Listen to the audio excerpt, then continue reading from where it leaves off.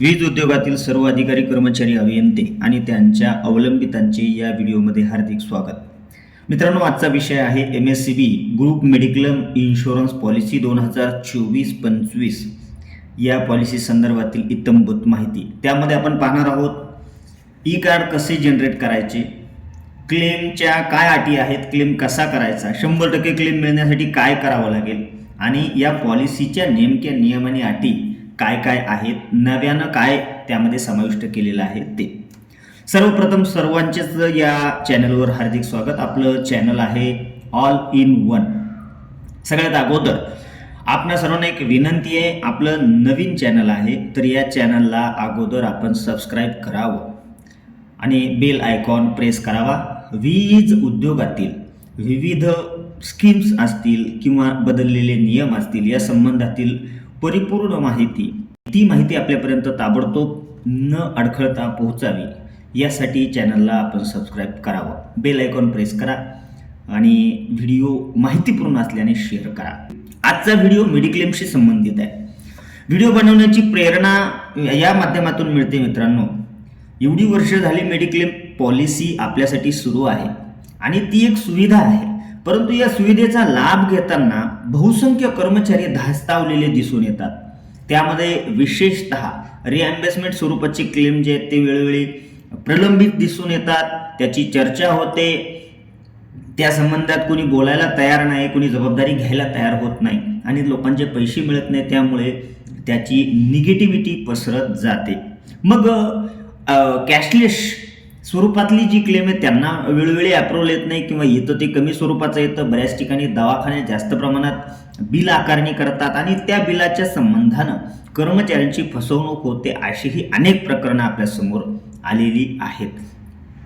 मग नेमकं खरं काय आहे, कोण चुकतंय, कोण बरोबर आहे, या सर्वांचा विचार करून साक्षर कर्मचारी जर असेल तर तो या फंदामध्ये अडकणार नाही आणि अगदी सहजगत्या सुलभतेने जी सुविधा म्हणून त्याच्यासाठी ही पॉलिसी सुरू झालेली आहे, त्याच्या पैशातून ही पॉलिसी जर राबवली जात आहे तर ती खऱ्या अर्थानं त्याला सुविधा ही मिळायलाच पाहिजे.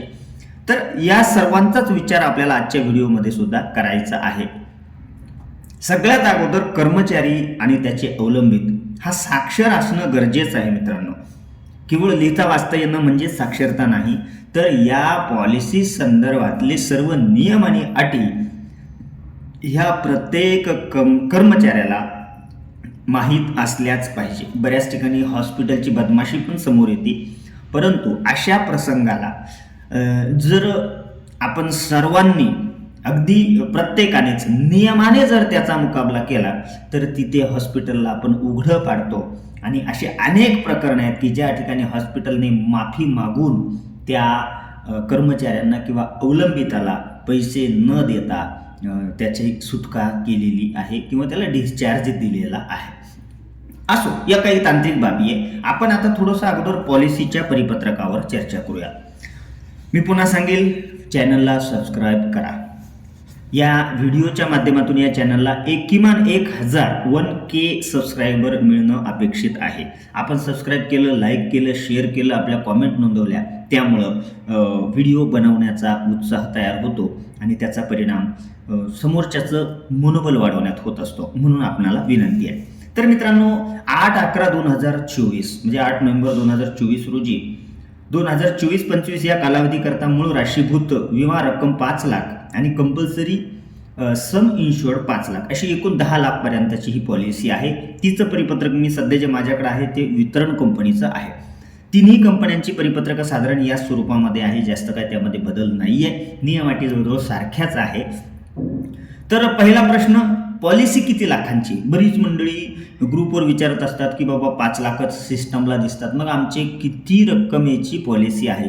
कुठलाही विचार करू नका मित्रांनो, पॉलिसी ही 10 लाख रुपयांची आहे. 5 लाख हे कंपल्सरी सुरुवातीचे बेस पॉलिसी 5 लाख आहे. नंतर कंपल्सरी जे इन्क्रेज सम इन्शुअर्ड आहे जी रक्कम ती 5 लाखाची, अशी 5 आणि 5 10 लाख रुपयांची पॉलिसी आहे. या संदर्भात कुणीही कोणताही प्रश्न आता उपस्थित करण्याची गरज नाही की चालू असलेली पॉलिसी किती लाखांची आहे. तर चालू असलेली पॉलिसी 10 लाखांची आहे. आता पॉलिसीची ठळक वैशिष्ट्ये जर पाहायची झालं तर या योजनेचा कालावधी किती, म्हणजे पॉलिसी किती दिवसांकरता आहे ही नवीन पॉलिसी 26/10/2024 ते 25/10/2025, थोडक्यात येत्या 25 ऑक्टोबर 2025 पर्यंत ही पॉलिसी चालू राहणार आहे. आता हे जे 5 आणि 5 असे दोन वेगवेगळे जे नंबर आहेत, दोन वेगवेगळ्या ज्या अमाऊंट आहेत, या अमाऊंटची पॉलिसी नंबर सुद्धा वेगवेगळा आहे. तर मूळ राष्ट्रीयकृत विमा रक्कम जी 5 लाखाची, तिचा जो विमा रक्कम पॉलिसी नंबर आहे तो आहे 590000/48/2025/3468 हा पहिल्या पॉलिसीचा नंबर आहे. आणि दुसऱ्या पॉलिसीचा नंबर आहे ती पण 5 लाखाची आहे, 590000/2025/3470 आणि या दोन्ही पॉलिसी एकत्रित आहे. यांचा जो काही कालावधी आहे तो 25 ऑक्टोबर 2025 असा आहे. चला पुढची अट बघूया. यामध्ये कोण कोण सहभागी होऊ शकतं किंवा कोणाला लाभ मिळणार आहे. या नियम अटी अगदी थोड्या प्रमाणात बदललेले आहेत, जास्त प्रमाणात नाही. तर त्याचं जर सांगायचं, कंपनीमध्ये 1 ऑक्टोबर 1924 रोजी सेवेमध्ये कार्यरत असणाऱ्या सर्व अधिकारी व त्यांच्यावर अवलंबित असणाऱ्या कुटुंबातील जास्तीत जास्त 5 सदस्यांकरिता ही पॉलिसी लागू आहे. कंपन्यांमधील सर्व संचालक, प्रतिनियुक्तीवर कार्यरत असलेले अधिकारी, कर्मचारी आणि महावितरण कंपनीमधील पदवी प्रशिक्षण अभियंता, पदविका प्रशिक्षण अभियंता, लेखा सहाय्यक, कनिष्ठ सहाय्यक, उपकेंद्र सहाय्यक, विद्युत सहाय्यक, वीज सेवक अशा विहित पद्धतीने नियुक्त झालेल्या सर्व अधिकारी, कर्मचारी आणि सहाय्यक कर्मचाऱ्यांकरिता ही पॉलिसी लागू आहे. परत अजून एक वाक्य सांगायचं ते म्हणजे एकूण विमा रकमेचे संरक्षण 10 लाख रुपयापर्यंतचं आहे. म्हणजे 10 लाखांची पॉलिसी. आता कुटुंबाची व्याख्या, या व्याख्येबद्दल मी आगोदरच्या चॅनलवर असलेल्या व्हिडिओमध्ये बोललो होतो. ही व्याख्या कुटुंबाची नेमकी काय आहे तर बघा, जी केंद्र सरकारनं किंवा महाराष्ट्र शासनाच्या आधिपत्याखालील असणाऱ्या नियम संस्थांकरिता असलेली जी कुटुंबाची व्याख्या आहे, साधारणपणे तीच व्याख्या इथं आहे, परंतु ह्यामध्ये त्या व्याख्येला अजून ब्रॉड करण्यात आलेलं बघा. तर चला कोण कोण आहे. कर्मचारी, अधिकारी किंवा यांची पत्नी किंवा तिचा पती, हे दोन्ही यामध्ये आहे. म्हणजे नवरा नोकरीला आहे तर बायको आहे तर तिचा नवरा पण यामध्ये अवलंबित म्हणून येतो. अजून कोण, अधिकारी कर्मचारी यांच्यावर अवलंबित असणारी औरस मुले, सावत्र मुले, कायदेशीर दत्तक घेतलेली मुले. तथापि यामध्ये एक गोष्ट सांगितली बघा, विमा कंपनीच्या नियमानुसार अवलंबित मुलांच्या बाबतीत खालीलप्रमाणे अटी लागू राहतील. मुलं किती वर्षापर्यंत यामध्ये आपले अवलंबित राहू शकतात तर 18 वर्षापेक्षा जास्त वय असलेला मुलगा किंवा मुलगी जर नोकरी करत असेल किंवा त्या मुलीचं लग्न झालं असेल, तिला अवलंबित समजण्यात येणार नाही. थोडक्यात 18 वर्ष मुला आणि मुलीचं वय, त्याच्या आधी ते आपल्याकडे अवलंबित म्हणून मोजल्या जातील. मुलीचं लग्न झालं किंवा मुलाला नोकरी लागली तर ते अवलंबित समजण्यात येणार नाही. पण 26 वर्षापर्यंत वय असलेल्या मुलाचं जर शिक्षण सुरू असेल, तो जर कर्मचाऱ्यावर पूर्णपणे अवलंबून असेल तर तो अवलंबितच समजण्यात येईल. मुलगी 18 वर्षाच्या पेक्षा मोठी आहे परंतु तिचं लग्न झालं नाही तर तिचा लग्न होईपर्यंत, विवाह होईपर्यंत ती कर्मचाऱ्यावर पूर्णपणे अवलंबून आहे असं समजण्यात येईल. कर्मचाऱ्यावर संपूर्णपणे अवलंबून असलेली मतिमंद, गतिमंद किंवा अपंग मुले ही सुद्धा अवलंबित म्हणून समजण्यात येईल. महिला कर्मचाऱ्यांच्या बाबतीत पूर्णपणे अवलंबून राहत असलेल्या आईवडिलांची किंवा सासू सासऱ्यांपैकी एकाचीच निवड करता येईल. म्हणजे एकतर महिला कर्मचाऱ्यांनी आईवडिलांची निवड करावी अवलंबित म्हणून किंवा सासू सासऱ्यांची निवड करावी.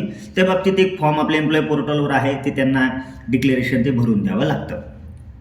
कर्मचारी अधिकारी यांच्यावर पूर्णपणे अवलंबून असलेल्या 18 वर्ष वयाखालील अविवाहित भाऊ आहे, तो जर 18 वर्षापेक्षा कमी वयाचा तर तो सुद्धा आपल्याला पॉलिसीमध्ये अवलंबित म्हणून समजण्यात येतो. अधिकारी कर्मचारी यांच्यावर पूर्णपणे अवलंबून असलेले अविवाहित बहिणी, घटस्फोटित अथवा विधवा बहिणी ह्या सुद्धा अवलंबित म्हणून मोजल्या जातात.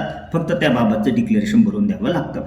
तसंच अधिकारी कर्मचारी यांच्यावर अवलंबून असलेल्या आईवडील, आता आईवडील अवलंबून आहे पण जर आईवडिलांचं जे उत्पन्न आहे, त्यांचं इंडिव्हिज्युअल जी संपत्ती इन्कम असेल ती, मूळ निवृत्ती वेतन किंवा ज्याला आपण काय म्हणतो पेन्शन, ते पेन्शन जर 5,000च्या खाली आहे तरच ते आई वडील अवलंबित म्हणून समजण्यात येतात.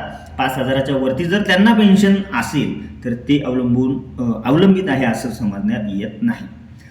आता काही नवीन नियम यामध्ये घातलेले बघा. अटी शर्तीचा समावेश तो म्हणजे असा, जन्मजात आंतर व बाह्य व्यंगामुळे जीवनास धोका निर्माण होत असलेल्या प्रकरणी वैद्यकीय उपचाराच्या खर्चाची रक्कम 10 लाख मर्यादेपर्यंत योजनेतून अदा करण्यात येईल. थोडक्यात हा नियम म्हणजे काय बघा, आजपर्यंत ज्या पॉलिसीचे नियम होते त्यामध्ये असं होतं, जो आजार जन्मजात आहे तो आजार पॉलिसीमध्ये कव्हर होत नव्हता. त्याला अगदी जेनेटिक आजार असं संबोधलं जायचं आणि त्याला पैसे मिळत नव्हते. पण यावेळेस त्यामध्ये थोडासा बदल करण्यात आलेला, हा खूप महत्त्वाचा बदल आहे. जन्मजात अंतर व बाह्य व्यंगामुळं जीवनास धोका निर्माण होत असेल, म्हणजे जो आजार आहे जन्मजात असला तरी, परंतु त्यामुळे जर जीवनाला धोका निर्माण होणार आहे भविष्यात, म्हणून त्याचं समूळ उच्चाटन करणं गरजेचं आहे, असं प्रकरण जर असेल तर त्या प्रसंगात किमान 10 लाखापर्यंतची म्हणजे पूर्ण पॉलिसी सुद्धा खर्च करता येते, किंवा तो आजार इथं आता जन्मजात असला तरीही कव्हर होऊ शकतो. हा एक महत्त्वाचा क्रांतिकारी बदल या पॉलिसीमध्ये करण्यात आलेला आहे. यामध्ये थोड्याशा तक्रार निवारण यंत्रणा आहे, ज्यासंबंधी खरं म्हणजे खूप लोकांच्या तक्रारी असतात. तक्रारी कमी असतात परंतु त्यांचा उदोउदो जास्त असतो. मग काय होते, आपण कुणाच्या तरी भरोशावर बसतो, परंतु प्रत्यक्षात आपलं काय चुकलेलं असतं हे कोणी मान्य करायला तयार होत नाही देताना. तर त्यासाठी मुख्य कार्यालयामध्ये जे तक्रार निवारण मंच आहे त्यात CIRO म्हणजे मुख्य औद्योगिक संबंध अधिकारी, सहमुख्य औद्योगिक संबंध अधिकारी, द ओरिएंटल इन्शुरन्स कंपनीचे प्रतिनिधी, मेडी असिस्ट हेल्थकेअर TPAचे प्रतिनिधी, ही लोक तिथं काय म्हणतात त्याला तक्रार निवारण मंचात आहे. आणि झोन लेवलवर परिमंडळ पातळीवर संबंधित परिमाणांचे मुख्य अभियंता, उपमुख्य औद्योगिक संबंध अधिकारी आणि मेडी असिस्ट प्रतिनिधीचे नोडल ऑफिसर, हे सगळे तक्रार निवारण मंचाची ही सगळी मंडळी आहे. आपली तक्रार लिखित स्वरूपात तिथपर्यंत जाती का किंवा गेली का याचाही आपण विचार करायचा आहे बघा. आता क्लेम कसा करायचा त्या संबंधीच्या काही सूचना आहे बघा. या सूचना जवळजवळ सगळ्या सारख्याच आहे, परंतु त्यात सुद्धा काही बदल केलेला आहे, म्हणून त्या मी परत सांगत आहे. सगळ्यात अगोदर इथं उपचार करण्याच्या दृष्टीनं मेडी असिस्ट TPA या कंपनीस आगाऊ सूचना देणं, ज्याला आपण इंटिमेशन म्हणतो. आता आपण नॉन कॅशलेस संबंधी प्रकरणात बघूया. जर नॉन कॅशलेस प्रकरणामध्ये कुटुंबातील सदस्याच्या वैद्यकीय उपचारासाठी रुग्णालयात दाखल झाल्यानंतर 48 ते 72 तासाच्या आत मेडी असिस्टला इंटिमेशन देणं बंधनकारक आहे. आता ते इंटिमेशन कसं द्यायचं, तर मेलद्वारे सुद्धा आपल्याला इंटिमेशन देता येतं. आपल्या स्क्रीनवर त्याचा मेल ॲड्रेस दिसत असेल बघा, mscbmediclaim@mediassist.in याच्यावर आपण मेल पाठवू शकतो. मेलमध्ये काय काय लिहायचं असतं आपल्याला, तर मेलमध्ये फक्त आणि फक्त कर्मचाऱ्याचे नाव, नेम ऑफ एम्प्लॉई, इंग्रजीत लिहा किंवा मराठीत लिहा. समजा मी आपण मराठीत सांगतो, कर्मचाऱ्याचं नाव लिहायचं जे काय आहे ते, CPF नंबर लिहायचा, त्याचं झोन कुठलं आहे ते झोन लिहायचं, त्यानंतर कुठल्या पेशंटचं नाव लिहायचं, पेशंटशी त्याचं असलेलं नातं लिहायचं, त्यानंतर कुठल्या आजारासाठी ॲडमिट करताय, कुठल्या दवाखान्यात करताय, तो दवाखान्याचा पत्ता, डॉक्टरचं नाव आणि साधारणतः किती दिवस पेशंट ॲडमिट ठेवावं लागणार आहे. आता दिवसाचा आणि खर्चाची अंदाज एक आपण तयार करायचा की साधारणपणे, आणि कमी झाला किंवा जास्त झाला त्याने काही फरक पडत नाही, फक्त इंटिमेशन देणं गरजेचं आहे की यस आम्ही हा पेशंट या ठिकाणी अशा दिवशी ॲडमिट केला, एवढी माहिती पोहोचणं गरजेचे आहे. हा मेलद्वारे आपण एक तर इंटिमेशन देऊ शकतो. आणि दुसरं इंटिमेशन आपल्याला देता येतं ते म्हणजे डायरेक्ट फोन कॉल करू. त्याच्यामध्ये खूप मोठी गंमत आहे बघा. एवढे दिवस झाले आपण पॉलिसी राबवतोय, चालवतोय, ते नंबर, परिपत्रक सगळं येतं, पण आपण लोक त्याची काळजीच करत नाही, अजिबात नाही. जेव्हा गरज पडले तेव्हा विहीर खोदायला घेतो मग पाणी पितो, अशी आपली परिस्थिती झालेली आहे. म्हणजे आपण इतरांवर अवलंबून जास्त राहतो. प्रत्येकाने स्वावलंबी बना मित्रांनो, एवढंच तुम्हाला याच्या माध्यमातून सांगणं आहे. कारण सगळे शिकलेले आहेत, नोकरी करणारी आपण सगळी मंडळी आहोत. आपल्यावर बाकी लोक अवलंबून राहायला पाहिजे ना, आपणच दुसऱ्यावर जर अवलंबून राहत असू तर या गोष्टी काही बरोबर नाहीत. आणि प्रत्येक वेळेस मदत मिळेलच असंही नाही ना, किंवा मदतीच्या नावाखाली बरेच लोक वेगवेगळे उद्योग करतात.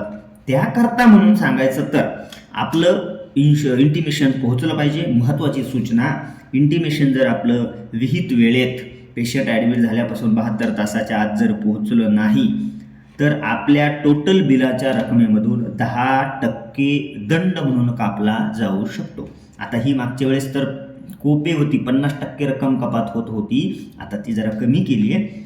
आणि 10% सुद्धा कमी नाहीये. तुमचं बिल 10 लाखाचं जर बिल झालं असेल, त्याच्यातून केवळ तुम्ही इंटिमेशन दिलं नाही म्हणून जर 1 लाख रुपये कपात होत असतील, तर किती मोठी रक्कम कपात होणार आहे तुमची. म्हणूनसाठी इंटिमेशन हे सगळ्यात महत्त्वाचं आहे नॉन कॅशलेस प्रकरणामध्ये. आता आपण नॉन कॅशलेस म्हणजेच रिअम्बर्समेंटचेच बघतोय. प्रतिपूर्तीच्या प्रकरणामध्ये रुग्णालयातून डिस्चार्ज झाल्याच्या तारखेपासून 30 दिवसाच्या आत संपूर्ण मूळ प्रस्ताव विमा कंपनीकडे सादर करणे अनिवार्य राहील. पेशंटची सुट्टी झाल्याच्या नंतर 1 महिन्याच्या आत संपूर्ण प्रस्ताव आपल्याला पाठवायचा आहे. त्याचा ॲड्रेस वगैरे मी खाली पुढे देणार आहे. तर 30 दिवसाच्या आत तो आपण जर सादर नाही केला, त्याला जर उशीर झाला तर विमा कंपनी आपलं पूर्ण बिल रिजेक्ट करू शकते उशिरा पोहोचल्याच्या कारणास्तव. मागच्या काही महिन्यामध्ये अनेक कर्मचाऱ्यांची रिएम्बर्समेंटची प्रकरणं ही प्रलंबित आहे असं दिसून आलं. त्याच्यात काही त्रुटी आहेत, काहींची मंजूर झाले तर त्यांचे पैसे मिळणार आहे असे विमा कंपनी वारंवार सांगते. पण एक लक्षात ठेवा, कोणतेही रिएम्बर्समेंटचे प्रकरण हे परस्पर पाठवणं चुकीचं आहे. परिपत्रक जर आपण बारकाईनं वाचलं तर त्यामध्ये असं सांगितलेलं आहे, संबंधित नोडल ऑफिसरला दाखवून त्याच्या संमतीने किंवा त्याने तपासणी केल्यानंतरच हे प्रपोजल पुढे पाठवायचं आहे. त्याचं दुसरं एक कारण आहे बघा, जर असं प्रपोजल त्यांच्या थ्रो जर पाठवलं तर त्यांची ती जबाबदारी आहे, रिस्पॉन्सिबिलिटी आहे. आपण त्यांना बायपास करतो. म्हणून यावेळेस पहिल्यांदा नोडल ऑफिसरकडून बंधनकारक करण्यात आलेलं आहे की प्रस्ताव पाठवण्यासाठी नोडल ऑफिसरकडूनच तो प्रस्ताव आला पाहिजे. दुसरं असं कॅशलेस उपचार पद्धती. माझं सांगणं राहील, होईल तेवढं कॅशलेस हॉस्पिटल निवडा आणि तिथेच उपचार करा.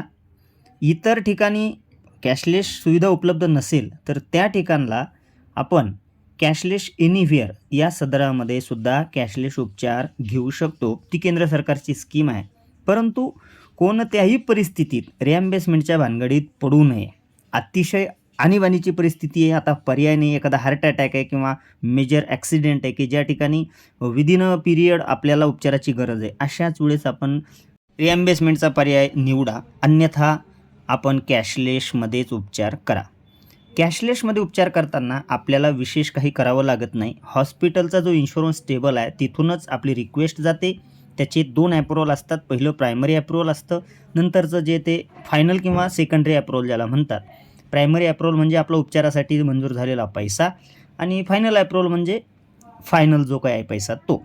बहुतांश वेळा हॉस्पिटलची बदमाशी अशी दिसते की नव्या किंवा वाढलेल्या दरानुसार ते पैसे लावतात किंवा आपल्याला असंही सांगतात की पैसे मिळणार आहेत म्हणून मोठ्या रकमेचे बिलं दिले जातात. अगदी 110 रुपयाला मिळणारं औषध कधीकधी 500-520 रुपये असे लावलेले असतात.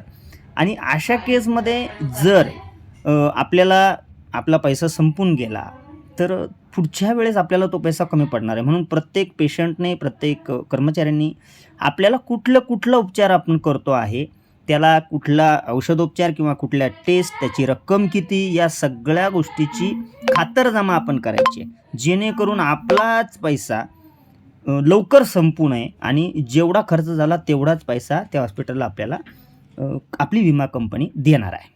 पॉलिसी संदर्भातील सर्व परिपत्रके, नोडल ऑफिसरचे नंबर आणि इतर काही नियमावली जी काही प्रकाशित झाली आहे ती या व्हिडिओच्या डिस्क्रिप्शनच्या लिंकमध्ये दिलेली आहे.